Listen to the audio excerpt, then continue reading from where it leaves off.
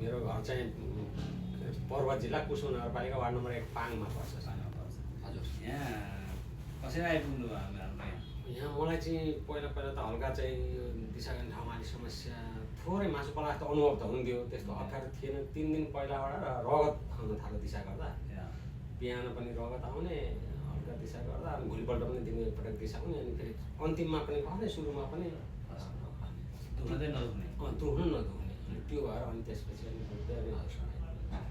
यहाँ पासको उपचार हुन्छ अरे भन्ने थाहा पाउनु भयो? हजुर, पाहाडको उपचार हुन्छ, सबै चाहिँ गर्नुहुन्छ अरे भन्ने थाहा भएर अरू संस्था पार्नुहुन्छ अरे भएर अनि त्यसपछि बाग्लु बोक्नेको सालमा यहाँ आएर छन्, त्यसपछि जानु भनेर अनि यहाँ आइपुग्नु सरासरी यहाँ आएको छ। हजुरलाई हामीले हेऱ्यौँ पायल्स। हजुरको पायल्स दोस्रोबाट तेस्रो डिग्रीमा जानु थालेको क्या। तेस्रो डिग्री भनेको यस्तो हुन्छ यताबाट यसरी दोस्रोबाट तेस्रो भनेको तपाईँको बाहिर थोरै थाहा पाउनुहुन्छ होइन? अहिले हजुरको थोरै देखिया छ। अहिले हजुर किन आउनुभयो भने रगत आएर, रगत नआएको हजुरले सँगै आउनुहुन्थेन होइन? त्यसो भएर यो भित्री पायल्स थाहा नभइकन तपाईँलाई पहिलो 2-4 वर्ष अगाडिदेखि बढेको हुन्छ क्या। अनि हामी के रगत आएपछि कि मासु बाहिर आएर भित्र जान छोड्छ नि, धकेल्न पर्ने हुन्छ, त्यस्तो बेला मात्रै आउँछ। त्यसो भएर अनि हजुरलाई कब्जियत छैन, दिशा खुलेर हुन्छ कि हुँदैन?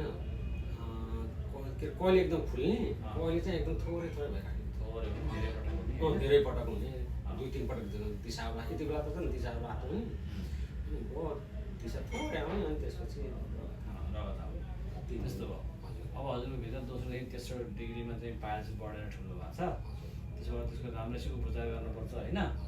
अब हामीलाई के भने कतिपयलाई थाहा नै हुँदैन कि भित्रबाट बिस्तारै बढ्दै आउँछ, बाहिर कि रगत आएपछि कि चाहिँ बाहिर मासु निस्केपछि मात्रै थाहा हुन्छ कि। अनि डाक्टर कहाँ आयो, आज जान्छु ल हजुरलाई त अपरेसन गर्नुपर्छ अथवा टाइम लाग्छ अथवा ठुलो भइसकेको छ भन्यो भने चाहिँ बिरामीलाई झस्किन्छ होइन, डर लाग्छ।